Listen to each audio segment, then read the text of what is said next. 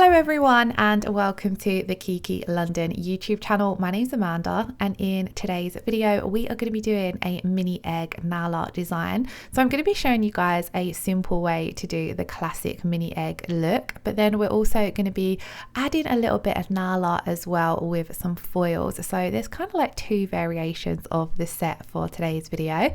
Now for this design I'm going to be using 4 shades from the Macaron collection for my mini egg bases. So first of all there we had Peach Puff, and then next up we have a Blueberry Whisk.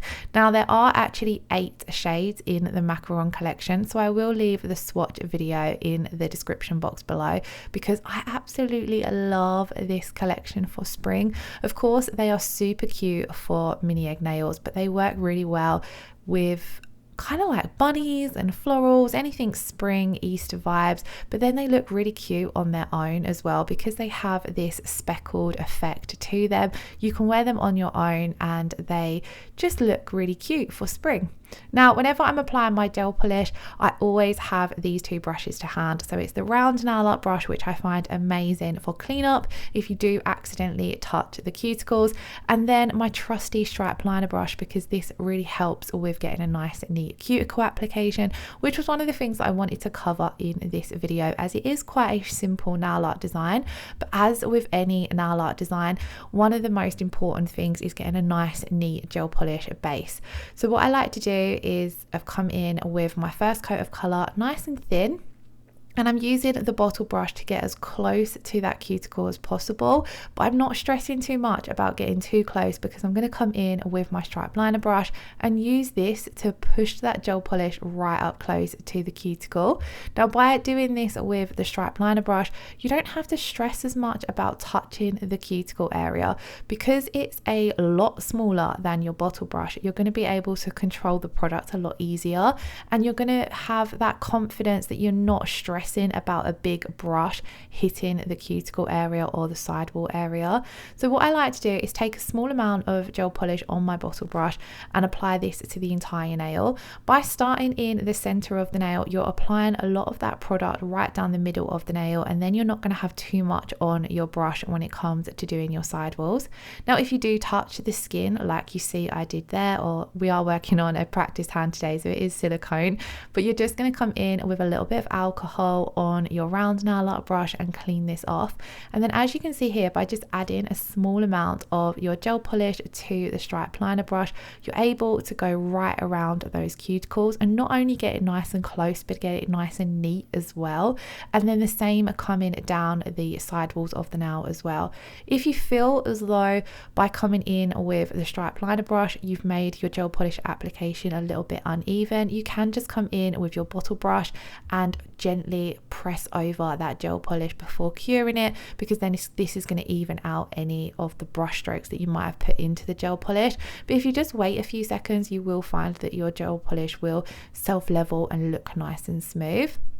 Now what I like to do is just take a small amount on that stripe liner brush. You don't need to add it on to a palette, you can take it straight from the bottle like I did there. This way you're not going to be wasting any of your gel polish. And then just really take your time, let the brush do the work for you, and just gently follow the curve of your client's natural nails. Now one of the things when you work on many different clients you will find that different people have completely different size nail beds, but then they do also have completely different shaped cuticle areas. Some people might have quite a square cuticle line, others might be quite round. When you're working on smaller nail beds you're going to notice the curves a lot deeper.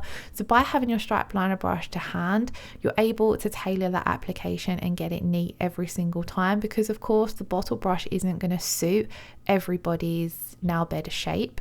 Now the more confidence you get with your gel polish application, you might find that you don't need to do this step. But even though I've been doing nails for absolutely years now, I still love to come in and get a neat cuticle application with my stripe liner brush, just because I find it makes a hell of a lot of difference to your nail art if you've got your base looking super neat. Now this is 1 coat of those 4 shades and it looks really cute in 1 coat, but it's really important to come in with your second coat because this evens out the shade and gives you the full opacity of that gel polish. So these colors are all all really creamy in their consistency and their pigmentation. So they do look fairly opaque in one coat, but you want to make sure you're applying your coats nice and thin. And with your first coat, if you apply it thin, it will look a little bit uneven. It might look as though there's a bit of shadowing in the gel polish. You can especially see it here on the pink one, which is Marshmallow Delight. So by coming in with your second coat, you're not only going to get the full opacity of the shade, but it's going to look nice and neat and even as well. Now, when it comes to applying the second coat of colour, I have ever so slightly more on my brush than when I did my first coat of colour. And I start off again by floating it down the centre of the nail, as this is releasing a lot of that product from the brush. Then you're not going to have too much on your brush when it comes to doing those sidewalls. When it comes to doing the sidewalls, I keep my brush ever so slightly away from the edge of the sidewall, apply a little bit of pressure, and you'll see that that brush fans out, and then you're able to get a nice neat line. But again, you're going to come in with your stripe liner brush and neaten all that up anyway. So here with the second coat, I don't tend to always add the gel polish directly to the stripe liner brush, because you've already got a fair amount down on the nail. So sometimes what I'll do is just come directly straight in with that stripe liner brush, use the product that's already been applied to the nail and nudge that up into place. I don't tend to do this with the first coat, because with the first coat you've applied it quite thin with the bottle brush, so you need a little bit more on the stripe liner brush to make sure you're getting that neat application. On my second coat of colour as well, you will see that I cap the free edge. So there I just come in and cap that free edge. With this particular shade, because it's quite light, I did come in and just touch up with a little bit more gel polish on that stripe liner brush, just because I wanted to make sure it's quite neat. So again, you are always going to be adapting your application depending on your client, but also depending on the colour and the product you're using as well. Where this gel polish has the speckled effect to it, it would be really noticeable if you've not got enough around that cuticle line, because the speckled effect isn't going to pop as much, if that makes sense. Where with certain colours, you're not going to notice it as much, so you might find that you don't need to add any additional product to the stripe liner brush. Then again, capping that free edge just to help seal in that colour around the free edge. This also really helps with minimising any chipping issues too. Again, I touched this cuticle area here a little bit, so just taking the round nail art brush where it's quite stiff, you're able to just add a small amount of alcohol and come in and clean up. You always want to make sure that you are removing any gel polish from the skin or the cuticles before you pop it into cure. And of course, you want to make sure you're minimizing the amount of product that is touching the skin and cuticle in the first place. Now, although these already do have a bit of a mini egg vibe to them, of course, we need to come in and add on a layer of the eggshell top coat, as this really adds more dimension to the nail.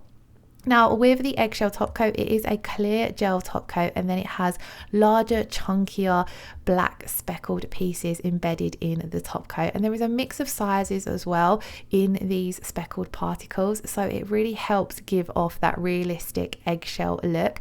Now of course you can use this over any color of your choice, but I especially love this one over the Macaron collection for mini egg nails, because it gives a layered effect where you've already got a smaller scattering of speckles in the Macaron gel polish, and then you're coming in with these larger speckles with the eggshell top coat. Now with this top coat, it does apply slightly different to your regular top coat, so I like to paint it over the entire nail in a bit of a floating motion. When I'm first applying this, I'm just making sure that I'm covering a majority of the nail. Then I'll come in with that stripe liner brush, and I'm just focusing on making sure that that clear gel top coat is covering the entire nail, so that it's going to seal in our top coat, ensure that the nails look nice and shiny, and that everything is protected with the gel top coat. Then what I'm going to do is, to keep in with that stripe liner brush, I'm going to start nudging those eggshell pieces around so that they are covering the nail completely, because sometimes what will happen is when you come in with the top coat with just the bottle brush, you might find that you pull a lot of the speckled eggshell pieces down towards the tip of the nail, especially where you're starting up the cuticle area, you're getting that nice neat cuticle line, then you're pulling the brush down, you're going to move a lot of those particles down towards the tip of the nail. Now of course you can use a little bit more of a floating motion, but sometimes when you're working on short nails especially, this can make the top coat a little bit too thick. So I always do like to come in with that stripe liner brush, keep the application nice and thin with the bottle brush, and just make sure that I'm covering the entire nail. But then I will come in and just move those particles around. Now on this one, I just felt as though I wanted a few more of those eggshell pieces. So I'm just going to take some on my stripe liner brush and wriggle them in so that the product self-levels, and then nudge them around. And the same goes if you apply your eggshell top coat and you find you've got too many pieces. You can come in with your stripe liner brush and just individually remove a few particles. So having the stripe liner brush to hand really makes any kind of application a lot easier, but especially with things like glitters, effects top coats like this one where you need to play around with the product a little bit. It makes it a lot easier being able to do that with a nail art brush rather than the bottle brush.